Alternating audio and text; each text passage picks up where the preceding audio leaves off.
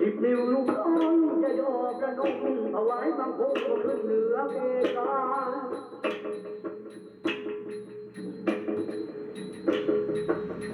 คืนนี้เป็นคืนที่ร้องมาจับจองเธอโทรมา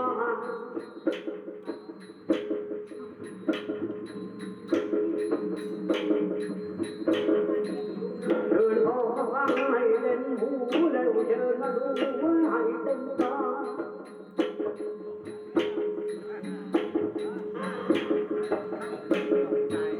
ลูกราเบียนเชิญครูนัง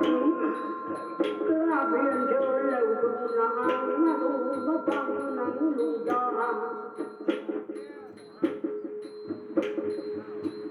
ลูกจะเดินแล้วถวายประจันสมควรแต่เวลา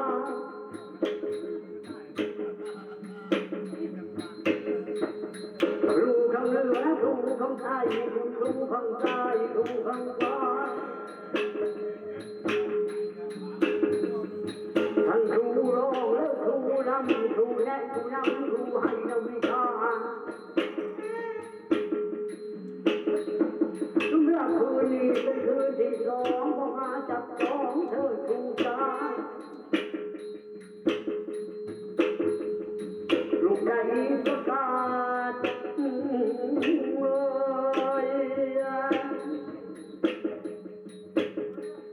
ลูกในประกาศอาราธนาครูจงหายมาไกล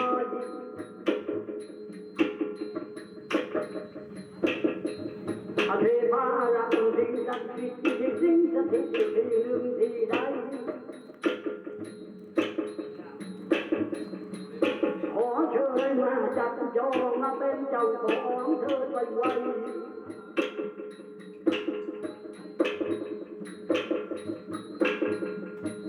มาเถิดครูจ้าขอเชิญครูมาที่หน้าจอใหญ่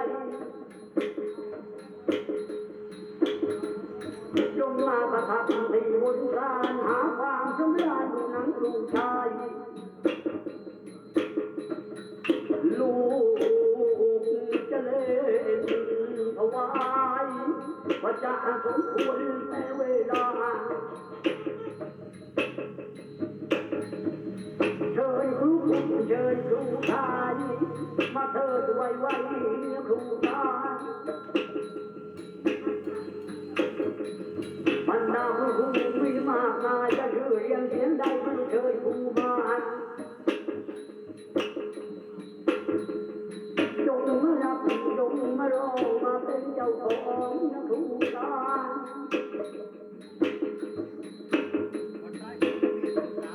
ลูกจะเล่นแล้วถวายพระเจ้าสมคว ควรแต่เวลาบรรดาผู้รู้มีมากมายจะหนังนอกหนังในอยู่ก็เชิญมา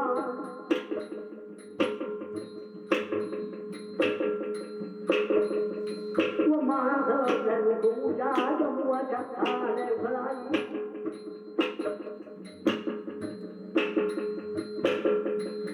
ลูกจะเล่นแล้วถวายพระเจ้าสมควรแต่เวลา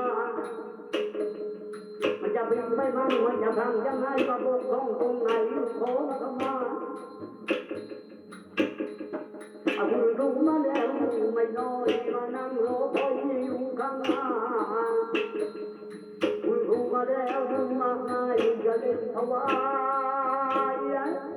ว่าจะสมควรเวลา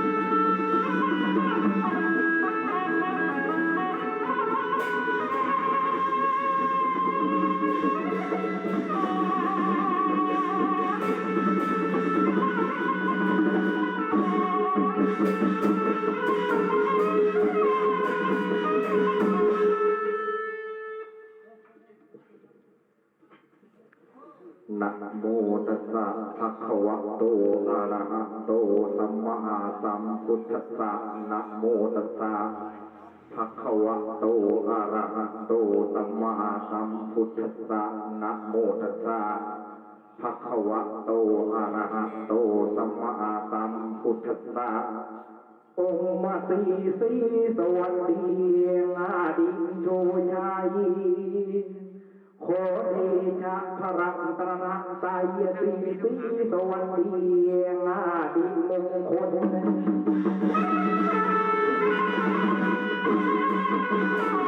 เอาไฟมาเวียงเข้าเบื้องหลังส่องแสงยาได้บังจะเชิญนางให้ท่านทั้งหลายดู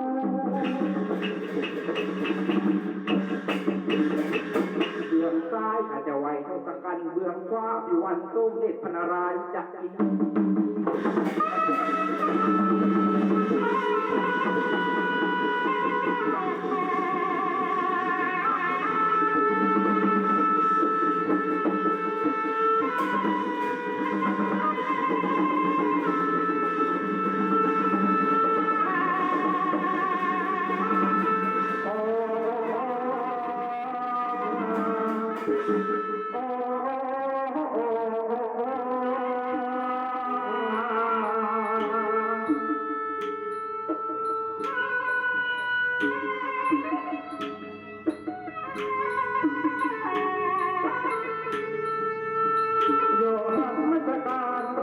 เสียนต่างประทีปโกตุงประทุมเทียนจะโน้มเนียมน้อมบาทประทาน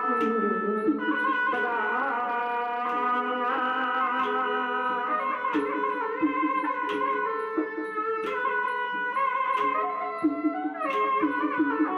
หวยหุ่นบุรีสีทวีดังประทีปส่องทั่วไปทุกทิศ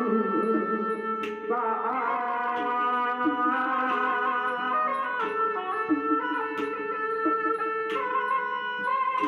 วงลำดำไป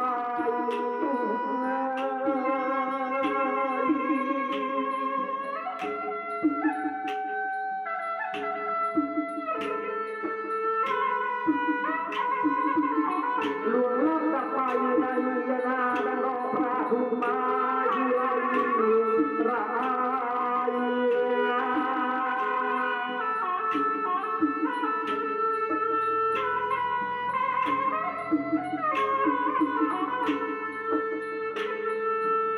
ทั้งลูกนับถือยกมือไหว้ตระหันทำตาเยียและหักว่า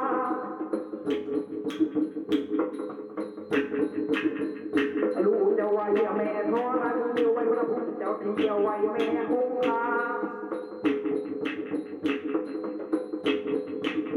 ทั้งลูกนับถือยกมือไหว้ตระหันทำตาเยียและหักว่า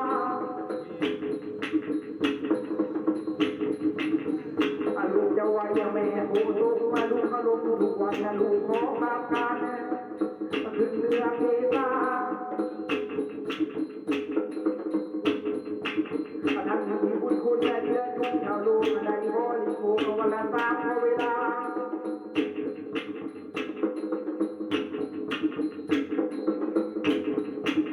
แม่ช่วยคนเขาและอาบน้ำมาไปวันละสามพระเวลา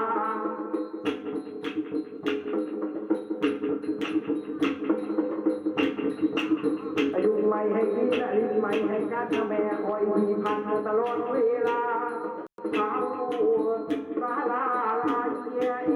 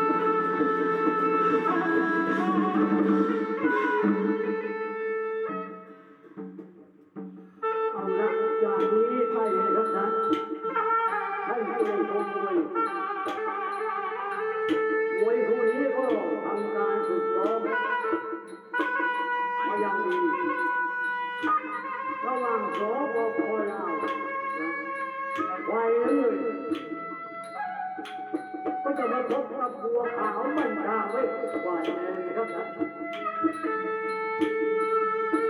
ขณะนี้บัวขาวมันดาไว้กว่าเลยออกไปแล้วฉันออกไปไว้ถูกร้องกันเดี๋ยวฉันไปดูผลการพบว่าจะออกมาแบบไหนยังไงบัวขาวมันดาไว้จะผ่านโถเราได้หรือเปล่ายังไม่ทราบ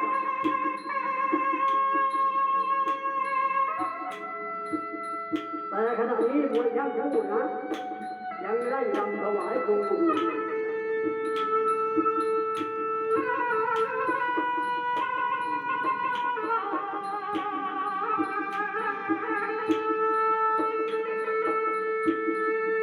เอาละก็เป็นอันว่ามวยทั้งคู่ไหวครูกรรมการก็มาเกินมวยทั้งคู่ถึงเวลาการชกว่าชกเป็นแบบไหนมวยทั้งคู่เข้าใจสุดท้ายกรรมการก็บอกว่าอ้าวชกเอาแล้วเข้าท่า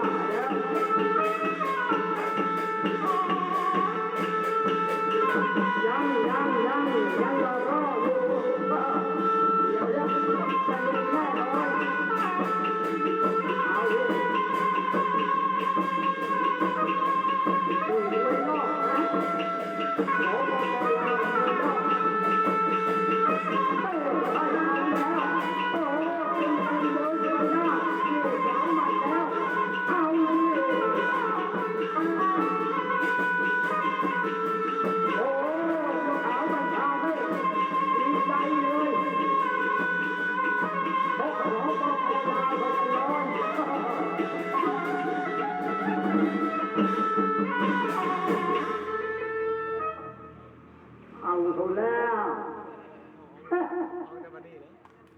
ไว้โดนไปที่ไหนนอนกองที่แล้วจังทางคุณอยู่ว่าจะคุณชั่วจะน้อยจะได้อยู่นานๆมันต่อยโดนที่ไหนโอ้นี่ต่อยโดนชายโครงหักที่แล้วป้าไรล่ะกระดูกพระแผลอยู่ข้างล่างนี่อันหนึ่งเอาไอ้หาใช้เหรอหัวเข้ามาด่าแม่เฮ้ยโยนเฮ้ยให้หัวเข้าไม่ช้ำเลยเฮ้ยยังตายดีเฮ้ยก็ตายยังปิดอยู่ขับไม่ได้ละโดนไปโรงพยาบาลบ้านลาดโดนนี้พาไปดู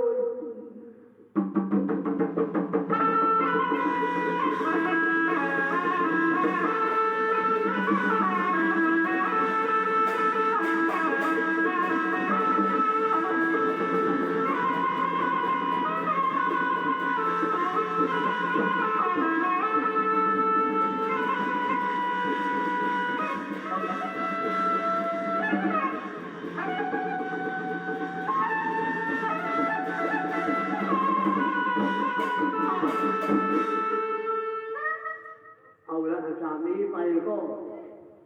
ผมจะขอกราบเรียนเชิญนะบรรดาครูหนังกระลุงทั่วไปตลอดกระทั่งคุณพ่อและสิ่งศักดิ์สิทธิ์ที่ปกปักรักษาอยู่ในแผ่นดินเมืองไทยของเรานี้นะครับนะเอาแล้วไม่ต้องเชิญกันมากมายเนอะผมก็เชิญบรรดาครูไปครั้งหนึ่งแล้วนะครูท่านครูเข้าใจเอาละขณะนี้ครูทั้งหลายก็มานั่งเยอะแยะหมดแต่มองไม่เห็นท่านนะครับนะอยู่ที่หน้าโตจากนี้ไปนะดูการไล่รำถวายครูก่อนนะเดี๋ยวรู้ว่าหนังเขาจะแสดงเรื่องอะไรค่ำคืนวันนี้สนุกแน่นอนครับเพราะคนชอบหนังกระลุงนี่มีเยอะมาอุบแอบอยู่ข้างล่างตรงนี้นะเอาละเพื่อไม่ให้เป็นการเสียเวลาจากนี้ไปดูการไล่รำถวายครูไปพลางๆก่อน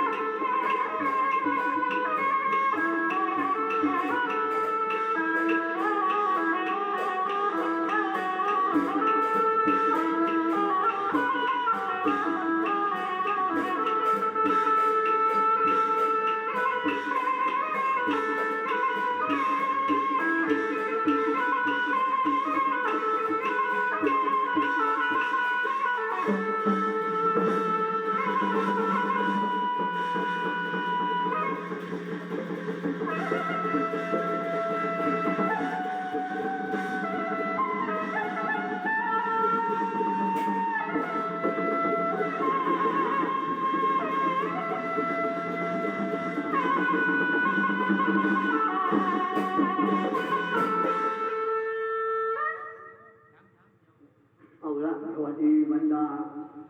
ญาติพี่น้องเพื่อนนะไหนคนที่มาจะใครบ้างก็ไม่ทราบเหมือนกันนะครับนะเมื่อคืนที่ผ่านนั้นน่ะได้แสดงเรื่องรามเกียรติ์โดยทางเด็กโรงเรียนเบญจมาศได้แสดงหนังผมได้ดูรู้สึกว่าชื่ออกถึงใจแสดงกันได้ดีทีเดียวนะเขาแสดงเรื่องรามเกียรติ์ผมเองก็ไม่เคยแสดงนะเรื่องรามเกียรติ์สืบนางคูหาอินทจักรอะไรนี่ล่ะนะอยู่กับคุณพ่อมาก็นะหลายปีเหมือนกันไม่เห็นคุณพ่อเจริญแสดงสักทีนะเห็นแต่หนังโรงอื่นๆเขาแสดงกันนะเรื่องรามเกียรติ์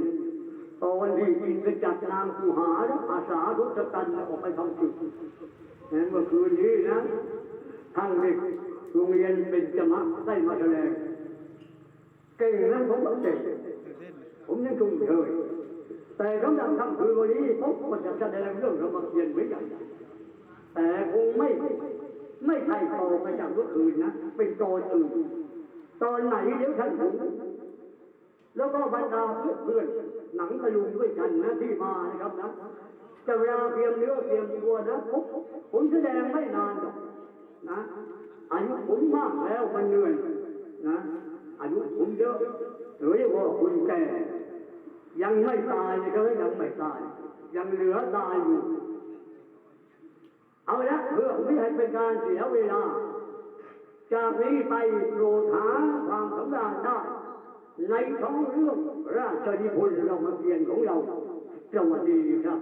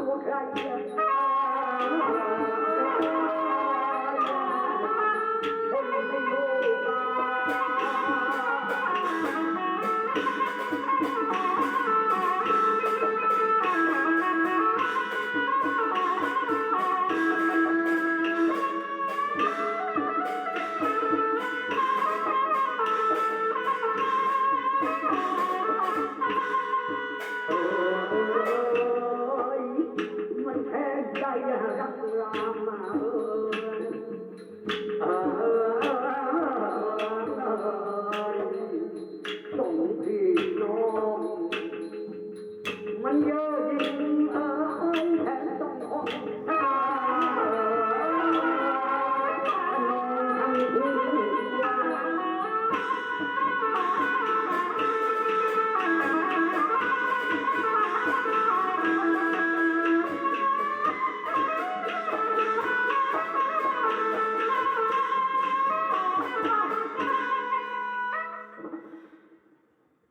กันมันยักรายมือเสด็จออกมานั่งหน้าตำหนักใน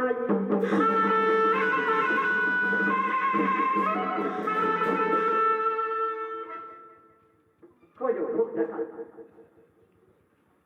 ครั้งหนึ่งได้ไปพานางสีดาภรรยาของพระราชมาจากในคำพูดเอามาไว้ในกองแก้พระพุทธลูกานี้เป็นเวลาหลายปีผ่านมาแล้ว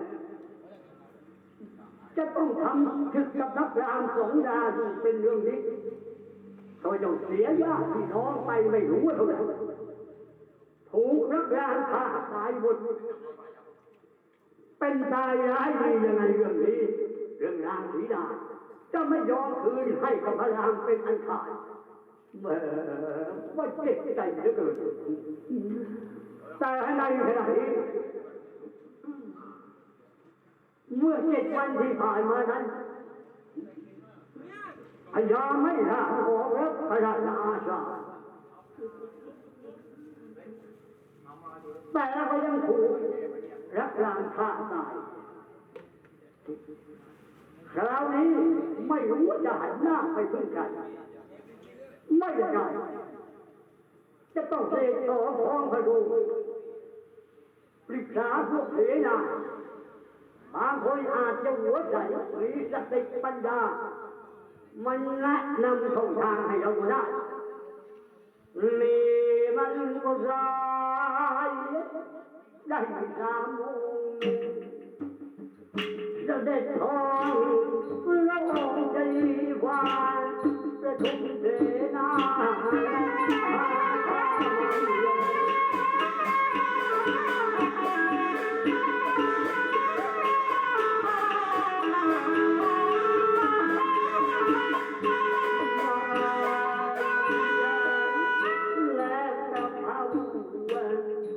ในห้องขยินยิ้มย่องอยู่ในใจวิจารณ์เสด็จออกท้องพระโรง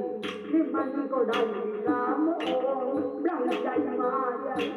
แต่งนู่นแต่งนี่แต่งมาดีไม่น้อยยังงามยศย่อยเสียใจมือขวาพาจับใจทันก่อนยักษ์มีผิดก่อนยิ้มแย้มแจ่มใสจะเสด็จมาไปที่หัวหน้ามันเจ็บแล้ว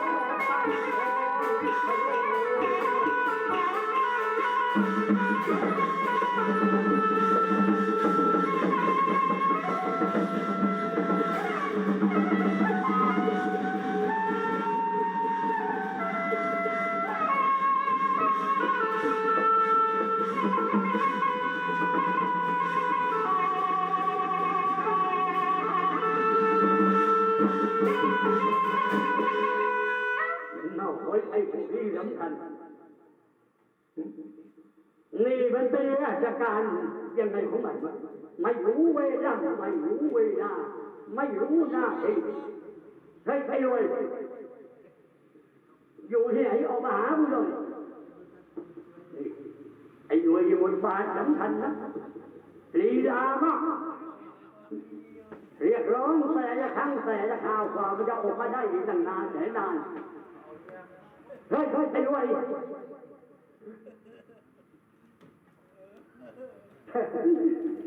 สวัสดีอะไรออกมานานแล้วเองออกมานานแล้วมึงไปอยู่ที่ไหนยังอยู่ในป่านี้เพิ่งมาเพิ่งขึ้นข้าวทำไมไม่รู้จักหน้าที่เวลายังไงนอนเฉยอยู่ในมุ้งนะนอนมันยังกี่โมงกี่ยามกันแล้วไอ้ด้วยมันยังนอนมึงนอนเอาอะไรนะมึงนอนเอาบ้านเอาเมืองเนี่ยใช่ไหมนายนอนฝังแมวดิมันมาดองแมวครับแมวครับแมวใช่ไอ้ถุงเงินไม่หรอกไอ้น้าคนเด้ โอ้ยมาร้องกันลันนั่นนกหูแล้วหูจะแตกตายอยู่แล้วอ่ะไอ้หน่วยนี่มันเป็นเรื่องไร้สาระไอ้หมูหมาตาไก่ไม่หมาอะไรอ่ะมึงไม่มีเรื่องอะไรจะมาพูดกับกูยังไงดาวไม่รู้มันมาลงคำนะนายอย่าว่าแต่ผมมานายก็เหมือนกันลองได้ฟังเลยโอ้เดี๋ยวก็จิตใจอยู่ก็มาเฮ้ยมันร้องยังไงไอ้หน่วยไหนมึงจะว่าฮะอย่าโกหกแล้วกูไม่ใช่เพื่อนเด็กกับมึงไอ้ไหนแล้วผมรู้จักการละเอกบาอังเดิมนี่ไอ้ตัวผู้เนี่ยมาจากที่ไหนก็รู้มาร้องก่อนฮะว่าฮะไอ้ตัวผู้มาร้องก่อนมาร้องว่าอยากเอาอยากเอาอยากเอานี่มาร้องอยู่แบบนี้นะตัวผู้นะแค่ผู้ร้องตัวเดียวโอ้พอตัวผู้ร้องนะส่งสร้างหน้าที่เลยโอ้ตัวเมียออกมาร้องรับไม่กันนะตัวเมียเหรอท่านเจ้แล้วตัวเมียร้องว่ายังไงตัวเมียเนี่ยเสียงมันเล็กๆหน่อยเดียวตัวเมียมาร้องว่าไม่เอาไม่เอาไม่ยาวพวกมันจะร้องแบบนั้นแล้วยังไงต่อโอ้เดี๋ยวพอเด็กเท่าไอ้พวกกูมาร้องแต่จิตใจเลยเดี๋ยวนี้นะพวกกูมาร้องเองจะร้องยังไงพวกกูมาร้องว่าเอาไม่เอาเอาไม่เอา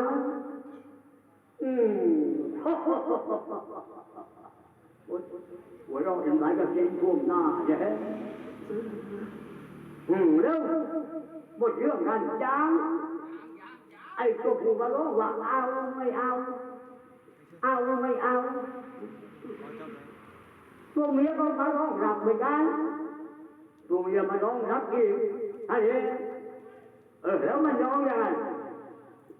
ตัวเมียมาร้องว่าไม่เอาไม่เอาไม่ยาวตัวเมียมาร้องแบบนั้นแล้วยังไงจบข่าวว่าพาได้โดนรางวัลแล้วแฮะมีเรื่องอะไรไม่ทราบครับกูเจ็บใจรักรางขึ้นอื่นอยู่ว่าแต่นายผมก็ยังเจ็บเลยกูเจ็บใจรักรางนี่มันฆ่าพวกพ้องญาติพี่น้องของกูนะตายไม่รู้เท่าไหร่แล้วมึงเจ็บยังไงผมได้เจ็บแบบนั้นมาแล้วมึงเจ็บยังไงวะ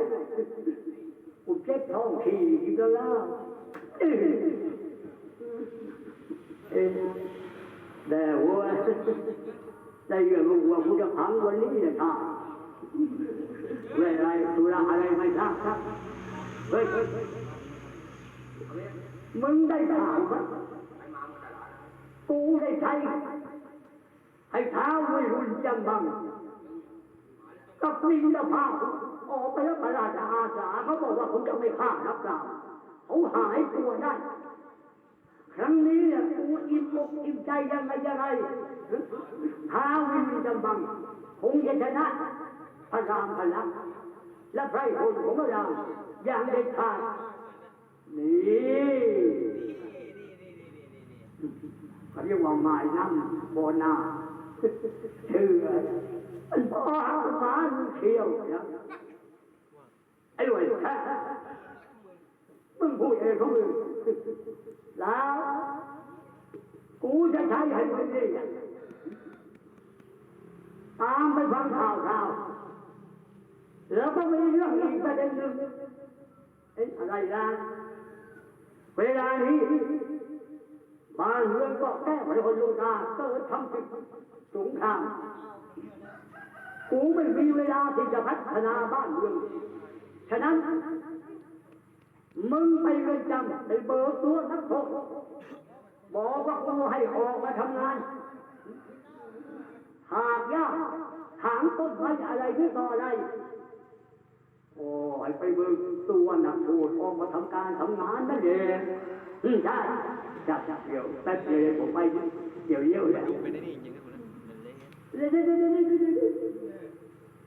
ให้มามีผลงานเฮ้ยในขณะที่เรือนจำมีคนเดียวเบิกตัวมา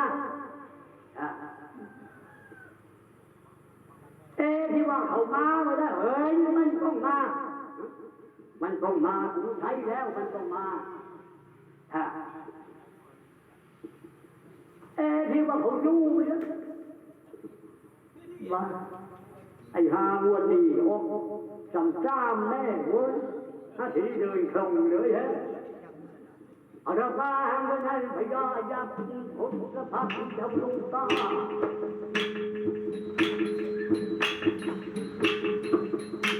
กระไทยพวกเจ้าทางนี้เท่าทางดุดีใจ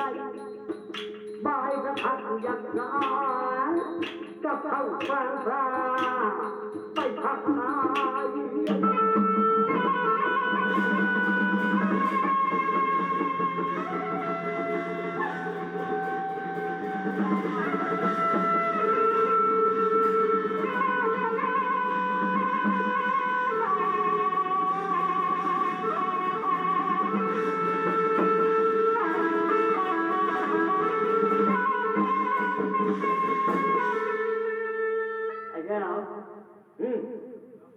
เวลานี้ทศกัณฐ์มีคำสั่งเด้อแต่นี่คำสั่งอะไรไอ้ด้วยแกมีคำสั่งว่ามึงจะเป็นผู้คุมให้ไปเบิกตัวนักโทษเห็นว่ามีคนเดียวเรือนจำอะไรอยู่นี่โอ้คนปิดตารางเยอะแยะในโรงการมีคนเดียวน่าเชื่อแกไปมันเป็นผู้คุมไปเบิกตัวมาไปอยู่นี่เลยอ่ะโอ้ให้กูไปเบิกตัวกูต้องหาเรื่องอันนี้ไอ้แกแล้วมึงเป็นยังไงของมึงนะมึงยืนอยู่นี่แล้วต้องเอามือไข่ตูขันหูตูเจนี่เฮ้ยไอ้แก้วให้มันจักอะไรเป็นอะไรบ้างไอ้นี่มันวัวควานนี่มันวัวคนนะไม่เป็นไรหรอกวัวพันเดียวกันจะฝากไปก่อนหาได้ดีนี่เลยถึงใส่ถึงที่แบบนี้อ่ะอำมาตย์เสนาไปเบิกผู้ต้องหามาทำงาน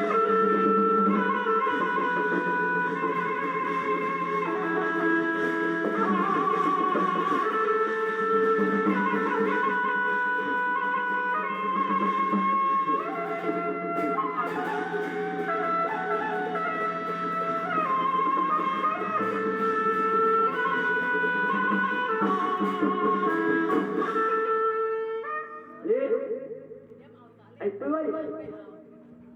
ทำไมวะเวลานี้ทศกัณฐ์มีคำสั่งให้กูเรียเบิกตัวมึงไปทำงานอะไรนะทศกัณฐ์มีคำสั่งให้กูเป็นผู้คุมมึงให้เบิกตัวมึงออกไปทำงาน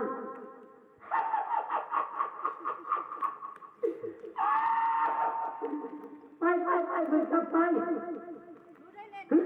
กูไม่ใช่คนทำงานเว้ยกูคนติดคุกไม่ได้ไอ้ด้วยมึงเป็นผู้ต้องหานี่มึงเป็นของทำการทำงานใช่ขาเขาทุกข์อยู่วะมึงกินทุกวันนะมึงไม่ให้กูกินนะแล้วมึงจะทำไมมึงก็ปล่อยมึงไปดินั่นแหละมึงต้องออกไปทำการทำงานตามคำสั่งกูไม่ไปมึงไม่ไปเนี่ยกูเป็นผู้คุมมึงนะกูมีสิทธิ์เขียนตีมึงได้เอาสิ มึงเขียนกูสิมึงเขียนกูก็ฟันมึงแล้ววะมึงฟันกูสิให้เกลือยมึงฟันกูมึงก็ต้องติดคุก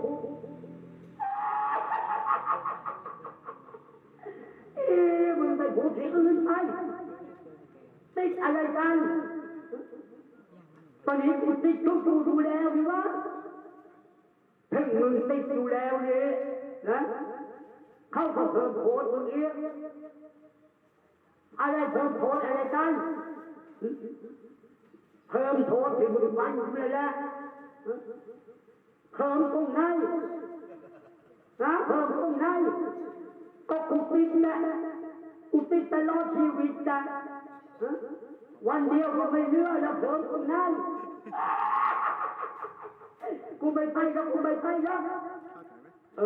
ไอ้ห้ามึงไม่ไปกูกลับวะไอ้ผู้ที่โลอำมาราเจนาดูในทุกขาตามสบาย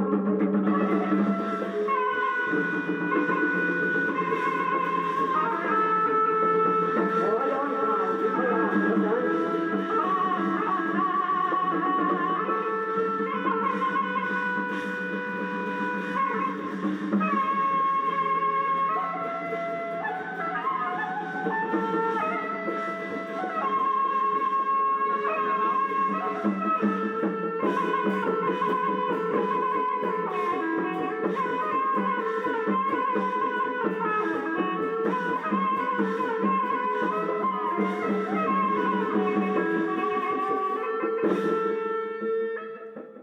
จะกล่าวถึงพระราม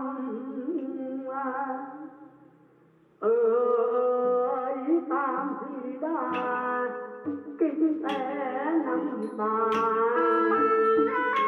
มัน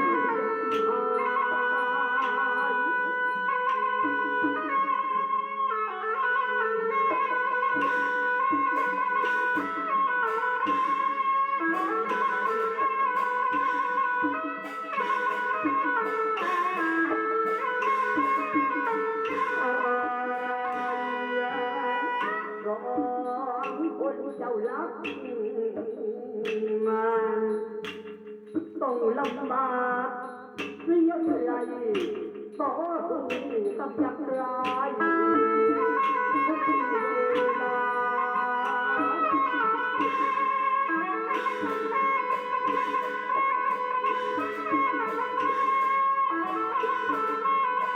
พลังเป็นดวงดาวแล้วค่อยจะเริ่ม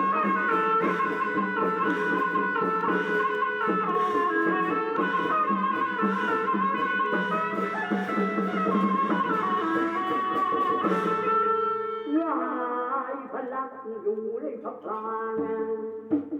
อยู่ในพระพลานหาทางไม่ได้ยิน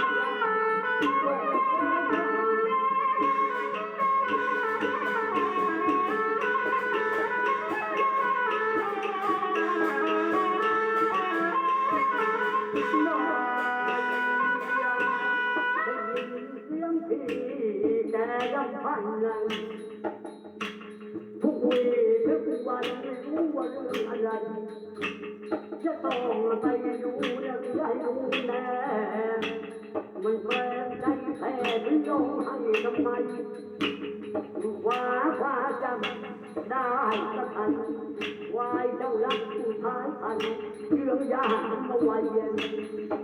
เมื่อมาถึงประเทศไทยแล้วตรงหน้ายกมือไหว้นี่แน่จ้าเจ้าพี่มีเรื่องอะไรบอกเลยบอกน้องไปบอกมาสิบอกมาทีเร็วเดี๋ยวนี้ว่าร้องทำไมไปมาหัวร้องอยู่ดังนี้แล้วกี่เดือนกี่ปีจะได้นานนั้นจงเชื่อน้องบ้างฟังน้องก่อนพี่อย่าทำใจร้อนเรื่องพี่จะไปในแน่ประเทศไทยเพื่อบ้านเข้าใจอย่ามัวร้องไห้ เลยพี่นา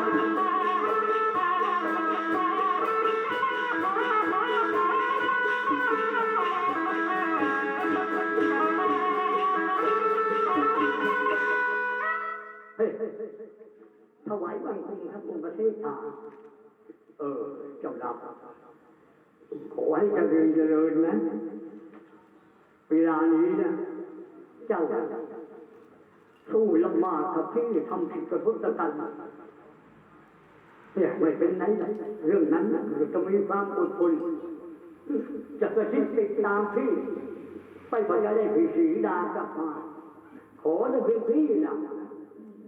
อย่ามัวแต่ร้องไห้มันไม่มีประโยชน์อะไรหรอกพี่จ๋าค่อยเรื่อยค่อยไปค่อยคิดค่อยแค่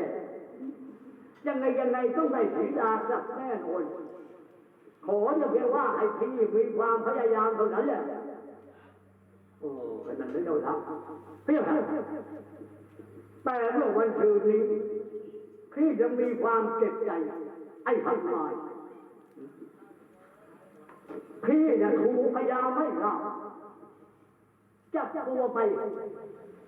คุมขังไว้ในกรงเหล็กใหญ่หากนายรับอาสาเจ้าไปก็ไปฆ่าด่านพยายามไม่รอดตายไม่เหลือเลยตลอดกระทั่งตัวพยายามไม่รอดเองหากนายก็ได้ฆ่าแต่หากนายนี่มันไม่มีสติสัมปชัญญะไม่มีความนึกคิดอะไรแม้แต่น้อยดันเอาพี่มาทำจุกพี่มีความอับอายขายหน้าก็เลยสั่งจองจำทำโทษให้มันตายในกระดานนี่แหละที่มันเอาพี่มาประจานต่อสิ่งศักดิ์สิทธิ์ทั้งหลายเฮ้ยขอดีนะการที่หนุมานเขาเอามาคราวนั้นหนุมานเขาไม่ได้มีการเจตนาจะเกลียดจะแกล้งพี่เดียวนะเขากลัวพี่นะจะตายก็เลยไม่ล้าลังไม่มีการพิจารณาอะไรทั้งสิ้นเอาละพี่อย่าไปพูดเลยไหนหนุมานก็ถูกจงจำทำโทษขณะนี้อยู่ในตารางอย่าไปลงโทษเขาเลยนะพี่แต่พี่อะคิดแล้วล่ะมันอายต่อประชาชนและสิ่งศักดิ์สิทธิ์ทั้งหลายนานๆไปก็คิดว่าผมจะอภัยให้แต่วันดีนะไอ้นวลไอ้นี่เดี๋ยวอยู่ทางโน้นเดี๋ยวอยู่ทางนี้ผมยังว่าแต่ว่ามันจะลุกที่ไหนชอบไปอยู่ที่นั่นแล้วมึงมาว่าไงโอ้ปัจจุบันทีนาพระพลานี่ยมีค่าศึกโอ้มันตีตั้งแต่หน้านานนะรุ่นไม่ดูโขนนี่รังกลับไปแล้วว่าอะไรด้วยพวกข้าศึกจะดี50ของไทยคงจะเป็นพวกพ้องญาติพี่น้องทุกประการมึงรู้เลยยังไงผมเดาเอาแล้ว50คนนี้ไหนมาก็มีพวกทุกประการเท่านั้นแหละหลงทางหมอรู้เยอะพวกใหญ่มากนะจะทำเฉยแล้วเรื่องของขาดมาตายพ่อคุณวิเศษอยู่ที่ไหนออกมาหาเราหน่อยไว้ที่เพลเลยอยู่ยังในพระพาที่เพลอยู่ยังในพระพาสิ่งเสียงพระบิดา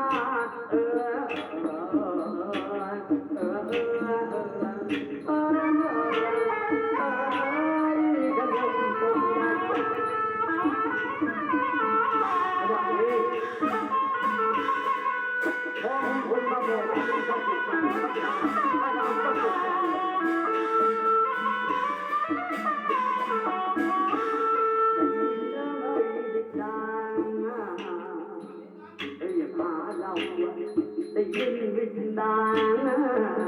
เรียกหาเราวายว่ายังคงเท่า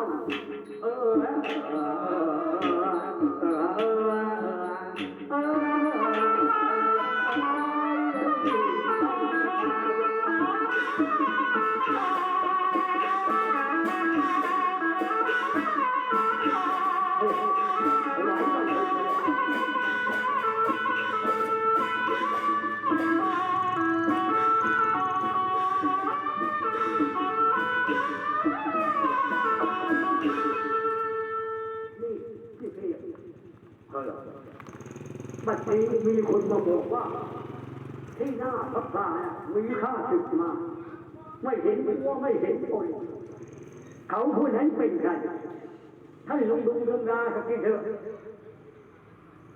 วันนั้นลุงราพยามานในฟังเหตุการณ์พระรา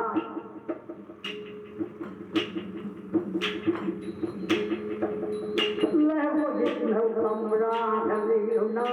ใจว่า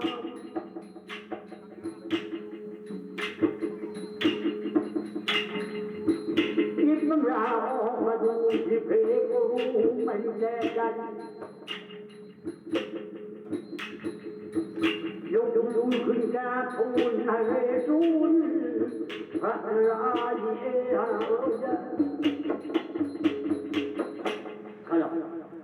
ข้าศึกเรานี้แข็งแรงแข็งแกร่งมากพระองค์อย่าปล่อยปละละเลยจงใช้ให้หนุมานไปกำจัดเสียคนอื่นไม่ได้ที่เห็นต้องใช้หนุมานถูกต้องลองดูตำราใหม่ดูไม่ต้องดูใหม่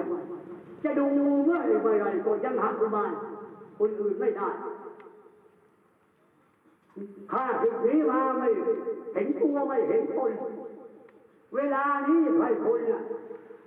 กำลังวิ่งหนีกันคนละบ้านที่หน้าพระพานุตายจริงเจ้าละเป็นอะไรนี่พี่เทศเขาบอกว่ามีข้าศึกปฏิปทาแล้วคนอื่นจะไปกำจัดจะไปฆ่าไม่ได้นอกจากหนุมานพี่นักเรียนนักเรียนหนาหนุมานคิดไปเลิกกินเลิกใช้มันถึงคราวจำเป็นมันก็ไม่แน่ครับพี่เอาอย่างนี้ดีกว่าเจ้าไปบอกหนุมานว่าพี่เนี่ยหายโกรธแล้วทุกสิ่งทุกอย่างจะอภัยให้ไปขอโทษหนุมานมาไปเจ้านั้นอันนั้นพลังพระจักรีได้ฟังเพียรเด็ดยาขอกราบเรียนเชิญพวกนั้นไปลุงเตรียมขึ้นจอได้แล้วนะคุณลุงจำหรือนายมาหรือว่าคุณพี่เล็กจะมาหรือเปล่าไม่ทราบนะผมจะเล่นไปไม่มากครับที่ทำท่าจะเหนื่อยแล้วนะถวายบังคมทุกข่าวข่าวใครทำให้จริงจังน่าเลือดจำมาเอง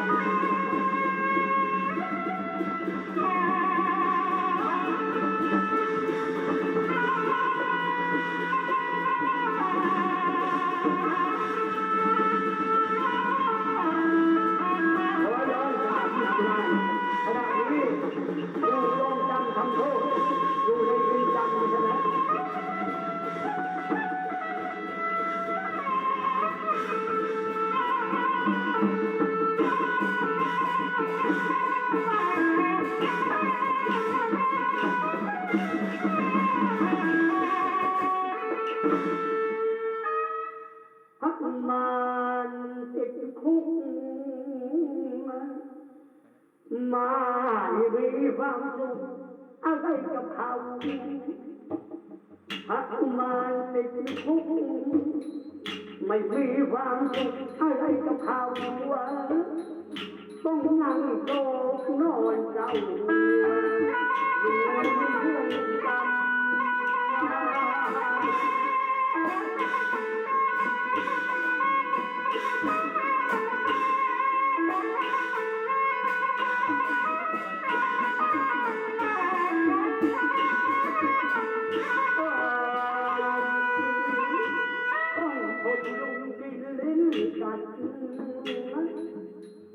มันอึดอัดไปทั่วร่างต้องทนดูกินลิ้นกัดมันอึดอัดไปทั่วร่างโอ้เอ้ยอยู่ในกลางตัดเกินมา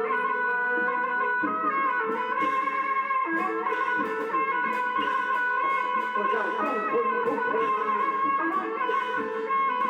อยู่ในกลาง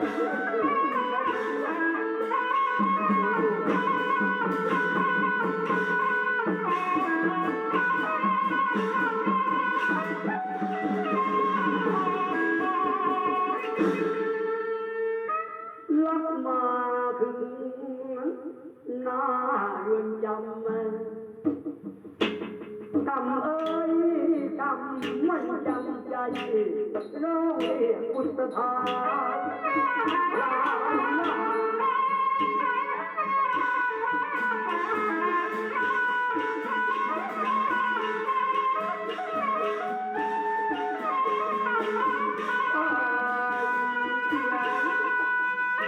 บัดนี้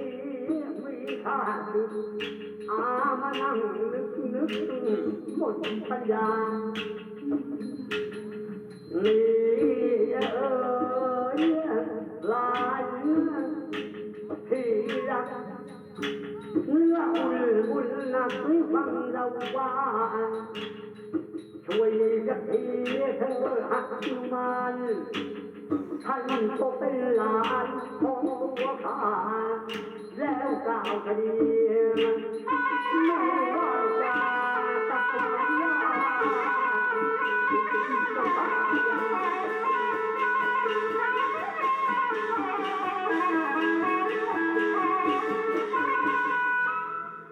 เสียงใครมาเรียกคล้ายๆเสียงอาใช่หรือเปล่าใช่แล้วหรือเปล่ามาเยี่ยมแต่ว่าบัดนี้ที่เขาตายหนุมานเอ๋ยเรียกว่าสงสารเถอะนะพี่เขาใช้มาพระรามว่ามีค่าคือพิเศษของผู้ธรรมดานอกจากเจ้าแล้วคนอื่นจะไปกำจัดเขาแล้วยากโอ้มีค่าศึกมาเยอะใช่มีค่าศึกมาขอเดชะการที่เจ้าถูกจงจำทำโทษนี้มันเป็นคำสั่งของเสด็จบิดาคือพระราจับไปเถอะไปบอกพระราเขาเถอะเขาจะไม่ไปนะจะไปดูอย่างเดียวคนที่สั่งขังก็ไม่เอาใครอ่ะคนนั้นมาถอแล้วจะไปไม่ใช่เป็นคนสั่งขังเขาเจ้ารีบกลับบอกไปบอกเขาเถอะออกจากบุตตามุ่งหน้าไปหาประเทศบัดนี้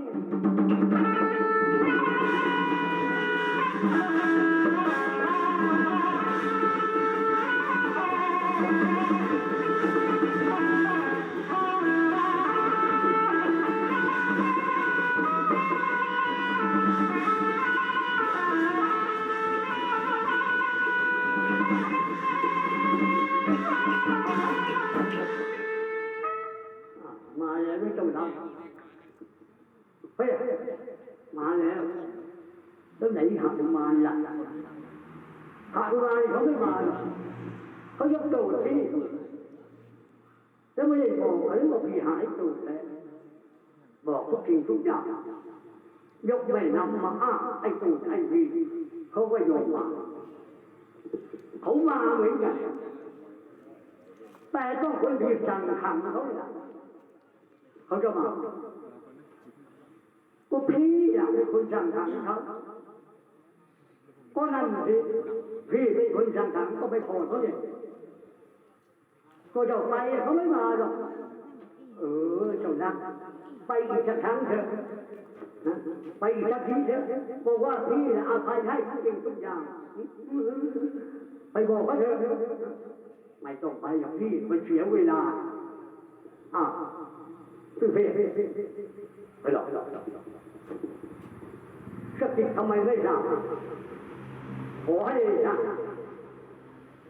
นักบัตรีข้าคือที่มาที่เขาพาเนี่ย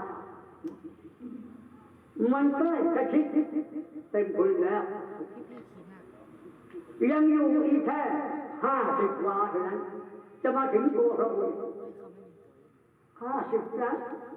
ถูกต้องครับจริงเจ้ารักไปถอดมาไปถอดธรรมะมาเถอะไปต่อยไปหรอกพี่มันเสียเวลาพวกพี่ไปเองเนอะพี่จะไปยังไงนะพี่จะเข้าไปในตารางยังไงไม่อายเขาเนี่ยจะทำยังไงมันจำเป็นแล้วมันต้องไปกับพี่ไปเถอะเฮ้ยสกิดแล้วสกิดเล่าครับเวลานี้จาก50 วาเนี่ยเหลือ20 วาแล้ว50 ลักก็แล้วจริงเจ้าลักไปถอดอนุบาลมาบอกว่าไม่ต้องไปมันเสียเวลาพอพี่ไปเองสิมันจะไปยังไงอ่ะพี่เป็นถึงองค์พระราชเข้าไปคุกเข้าไปในตารางไม่อายเขาเนี่ยยังไงพี่เพเวลานี้50 เนี่ยยังอยู่อีกแค่5 วาเท่านั้นมาถึงพระพาจริง